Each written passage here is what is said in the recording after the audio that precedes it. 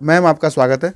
नमस्कार। अच्छा, मैं जानना चाहूँगा आपने सबसे पहले राजनीति और सामाजिक जीवन की शुरुआत कब की? आपने आम आदमी पार्टी कब ज्वाइन की? आम आदमी पार्टी मैंने ज्वाइन करी है 2012 में करी होगी, लेकिन जब सबसे ज़्यादा एक्टिव हुई मैं 2013 में।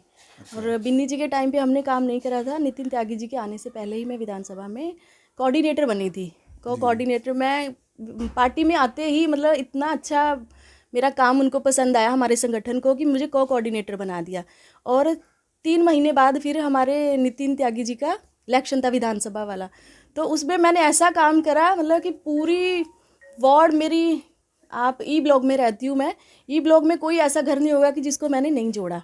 एक एक कार्यकर्ता आज यहाँ से आम आदमी पार्टी का है और इसको 16 वार्ड को गढ़ कहा जाता है आम आदमी पार्टी का।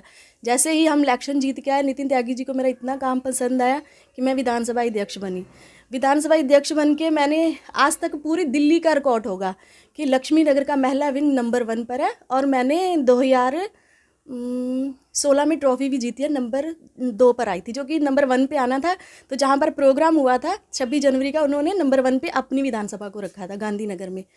तो मतलब लक्ष्मी नगर महिला विंग का नाम है पहले जैसे कि नंबर 1। लक्ष्मी नगर विधानसभा की महिला विंग में आप अध्यक्ष हैं, तो किस तरीके से महिलाओं को संगठित किया आपने, टीम बनाई और क्या-क्या किया आपने? जैसे महिला के विंग के अध्यक्ष रही हैं आप। महिला विंग में हमारे तो पार्टी के जो भी काम होते थे बढ़ चढ़ के हमने हिस्सा लिया है उसमें। आज तक जितनी एक्टिविटी हुई होगी, मुझे नहीं लगता कि मैंने आज तक अपनी पार्टी की कोई एक्टिविटी छोड़ी होगी। और मेरा एनजीओ भी है, इनिशिएटिव फाउंडेशन वुमेन, उस पर भी हमने बहुत काम किया है। और ज़्यादातर आप देखते हो कि घरेलू मुद्दे होते हैं, उस पर हमने लेडीज़ों की टाइम टाइम से बहुत हेल्प करी है। और जैसे अभी भगवान ना करे कि जैसे अभी कोरोना काल हुआ था, तो उसमें हमने नितिन त्यागी जी के साथ मिलके काफ़ी लोगों की हेल्प भी करी, राशन भी दिया।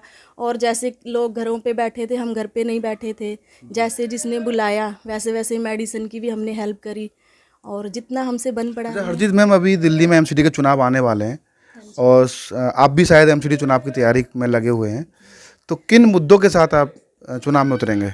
सर मैं ना एसएमसी मेंबर भी हूँ। तो मैं जब एमसीडी हमारे यहाँ पे स्कूल है जे ब्लॉक में, तो मैं उस स्कूल में गई किसी बच्चे की कोई प्रॉब्लम को लेके। जो एसएमसी मेंबर होते हैं तो वो प्रॉब्लम हैंडल करते हैं, जाके पूछते हैं क्या प्रॉब्लम है। तो मैं वहाँ पर गई तो मैंने एमसीडी के स्कूल में देखा मतलब बच्चों की यूनिफॉर्म फटी हुई है, ठीक है। मतलब अब हम, और दिल्ली जैसे शहर में, वो भी एमसीडी के स्कूल में, आप दिल्ली गवर्नमेंट के स्कूल देख रहे हो कितने अच्छे, एजुकेशन पे कितना अच्छा काम हो रहा है, अरविंद केजरीवाल जी कर रहे हैं। तो अगर हम अपने से नहीं कुछ कर सकते तो सामने वाले को देख के तो हम कर सकते हैं ना।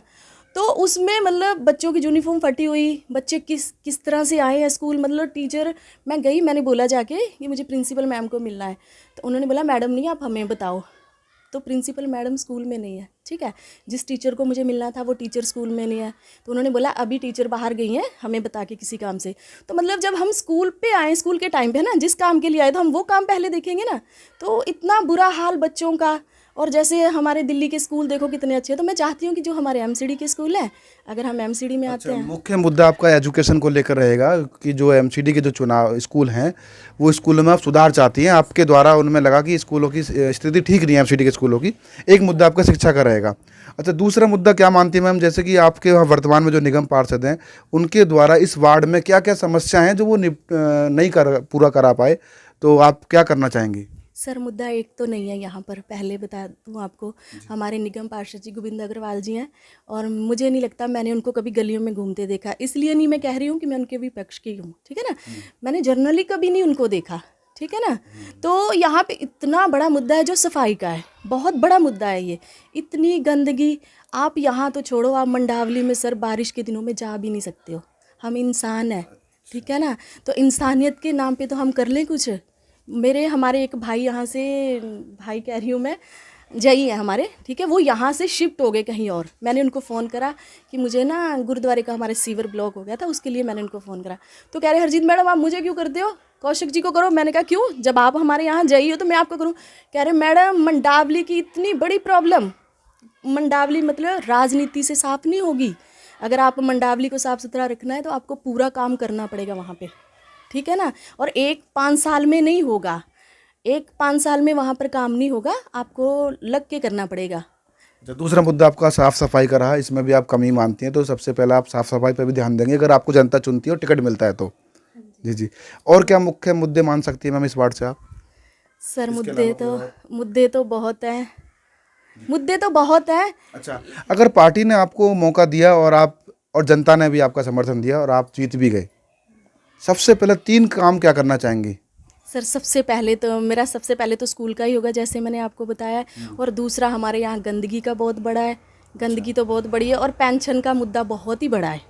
पेंशन का यहाँ पे इतना बड़ा मुद्दा है कि मतलब मुझे पता है, हम लोगों के बीच में जाते हैं, ऐसे ऐसे लोग हैं जिनके घर में खाने को भी नहीं है, हम भी नहीं उनको दे सकते। ये सच्ची बात है, क्योंकि हम भी अपना घर बड़ी अच्छा मुश्किल मैम, सभी नेता ना बहुत बड़े बड़े वादे करते हैं जनता से।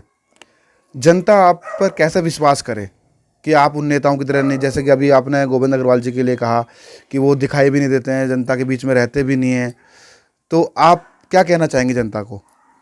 सर, आपने ये बिल्कुल बहुत अच्छी बात कही। और मुझे लगता है कि आज आप मेरे घर पे आए हो, तो मेरी गली में, मेरे मोहल्ले में निकल के मेरे लिए पूछिए, ठीक है ना। जहाँ तक होगा, हम पहले अपनी जनता के मुद्दे सुलझाएंगे। मुझे पता है बहुत प्रॉब्लम है, और मैं ना दिल से करूँगी, जेन्युइन।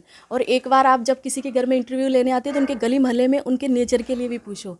मुझे 20 साल हो गए यहाँ पर रहते, और मेरे ससुराल को तो यहाँ रहते 50-60 साल हो गए। मुझे नहीं लगता, अपने मुंह से बोलूँगी तो वो तारीफ़ हो जाएगी ना। तो अगर आप बाहर जनता को पूछोगे हमारे लिए, तो वो आपको बताएगी कि हम कैसे हैं। तो आप पूरी तरीके से तैयार ही है मैम। जो आपको लोग देख रहे हैं, अभी एमसीडी के चुनाव आने वाले हैं, तो आप उनसे क्या अपील करना चाहेंगे, क्या मैसेज देना चाहेंगे उनसे? मैं उनको यही मैसेज दूंगी कि देखो, हमने बार बार जो बाहर से आए हुए लोग हैं उनको जिताते हैं, ठीक है ना। हमारे बीच का हमारा निगम पार्षद होना चाहिए, है ना। ये बहुत छोटा इलेक्शन होता है, बहुत छोटा मतलब ये इलेक्शन होता है हमारा। और इस इलेक्शन में मुझे लगता है कि हमारे बीच के लोग होने चाहिए, और ये फेस वैल्यू का इलेक्शन होता है। मैम, हमसे बात करने के लिए आपका बहुत बहुत धन्यवाद। Thank you sir. तो ये थी आज की हमारी खास मेहमान हरजीत कौर मैम, और जो कि इस वार्ड से वो एमसीडी के चुनाव की तैयारी कर रही हैं। और इन्होंने बताया मुख्य रूप से यहाँ पर एजुकेशन का मुद्दा है, बेरोजगारी का तो बहुत बड़ी बात है, पूरे देश में चल ही रहा है। दूसरा, साफ़ सफाई का बहुत बड़ा मुद्दा है, और ये अपने वार्ड में पूरी तरीके से, क्योंकि यहाँ यहीं की रहने वाली हैं ये, और ये जनता के बीच की नेता हैं, और इनकी एनजीओ भी है, सामाजिक कार्यकर्ता भी हैं, और इस तरीके के मुद्दों को लेकर के मैदान में उतरेंगी, चुनाव मैदान में। देखते हैं जनता किस पे भरोसा करती है, कौन आता है। मैं हमवीर सिंह, मेरे सहयोगी देव गोस्वामी के साथ